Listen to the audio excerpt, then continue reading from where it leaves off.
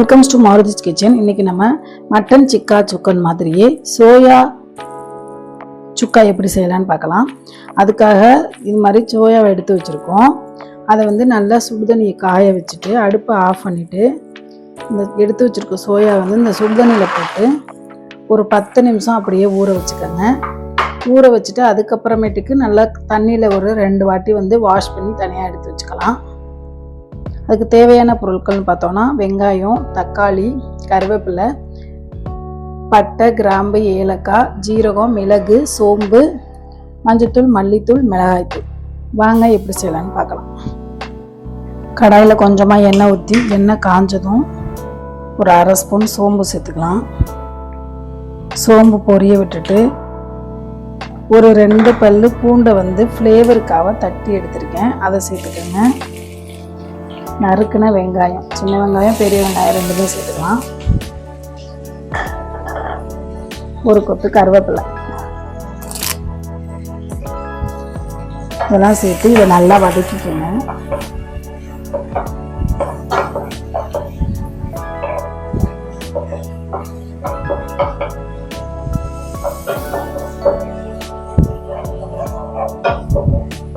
வெங்காயம் நல்லா வதங்கட்டும். எந்த அளவுக்கு வதங்குதோ அந்த அளவுக்கு சுக்கா டேஸ்ட் சூப்பராக இருக்கும். அதுக்காக பொறுமையாக இதை கொஞ்சம் நல்லா வதக்கி விட்டுக்கோங்க. வெங்காயம் நல்லா வதங்கினதும் இஞ்சி பூண்டு பேஸ்ட்டை சேர்த்துக்கலாம். இன்க்ரீடியன்ஸில் சொல்ல மறந்தாச்சு, சாரி. நம்ம இஞ்சி பூண்டு பேஸ்ட்டை இது போல் நல்லா தட்டி எடுத்து வச்சுருக்கோம், அதை இது கூட சேர்த்து இதோட பச்சை வாசனை போகிற வரைக்கும் நல்லா வதக்கிக்கோங்க.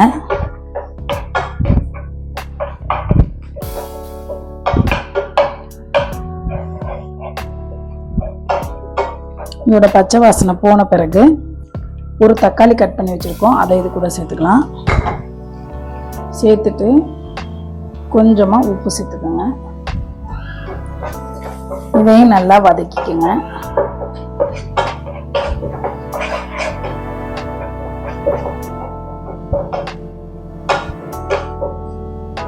தக்காளியெல்லாம் நல்லா வதங்கி வந்துருச்சு. இப்போ நம்ம மசாலா சேர்த்துக்கலாம்.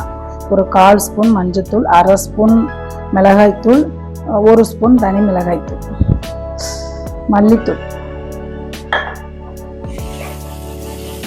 மஞ்சத்தூள், மிளகாய்த்தூள், மல்லித்தூளை சேர்த்துட்டு லைட்டாக வதக்கிட்டு நம்ம சோயாவை தண்ணியில் ஊற வச்சுருக்கோம். தண்ணியில் ஊறின பிறகு இங்கே பாருங்கள், இது மாதிரி நல்லா சாஃப்டாக ஆகிடும்.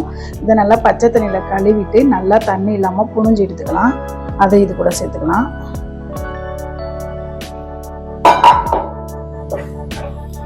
சேர்த்து இதெல்லாம் நல்லா கலந்து வர அளவுக்கு கிளறி விட்டுட்டு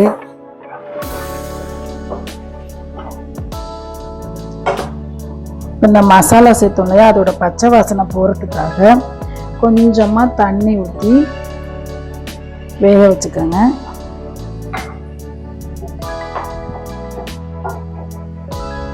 இது வெந்துட்டு இருக்க கேப்பில் நம்ம ஒரு ஸ்பைசஸ்லாம் அரைச்சி எடுத்து வச்சுக்கலாம். அதில் 1 ஸ்பூன் ஜீரகம், 2 ஸ்பூன் மிளகு. ஏன்னா நம்ம காரத்துக்கு இதை தான் சேர்க்க போகிறோம், அதுக்காக 2 ஸ்பூன் மிளகு, 2 துண்டு பட்டை, 2 ஏலக்காய், 3 கிராம்பு. இதெல்லாம் சேர்த்து நல்லா அரைச்சி எடுத்துக்கோங்க. பாருங்க, நம்ம ஊற்றின தண்ணியெல்லாம் நல்லா உறிஞ்சு நல்லா வந்துருச்சு. இந்த ஸ்டேஜில் நம்ம பொடி ரெடி பண்ணோம் இல்லையா, அந்த பொடியை இதோட போட்டுக்கலாம். சேர்த்து இதையும் நல்லா கிளறி விடுங்க. அடுப்பு லோ ஃப்ளேமில் வச்சுக்கிட்டு ஒரு ஃபியூ செகண்ட்ஸ் நல்லா கிளறி, எந்த அளவுக்கு கிளறோமோ அந்த அளவுக்கு டேஸ்ட் கிடைக்கும். அதுக்காக நல்லா கிளறிக்கங்க.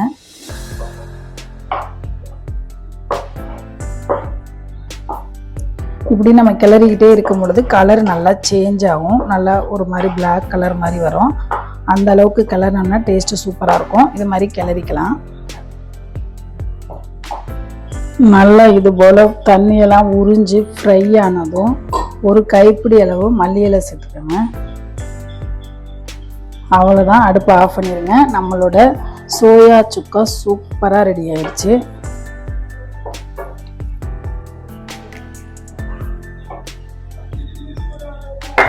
அவ்வளோதாங்க, நம்மளோட சோயா சுக்கா ரெடி. சுட சுட தயிர் சாதம், வெரைட்டி ரைஸுக்கெல்லாம் வச்சு கார சாரமாக சாப்பிட்றதுக்கு செம்ம காம்பினேஷனாக இருக்கும்.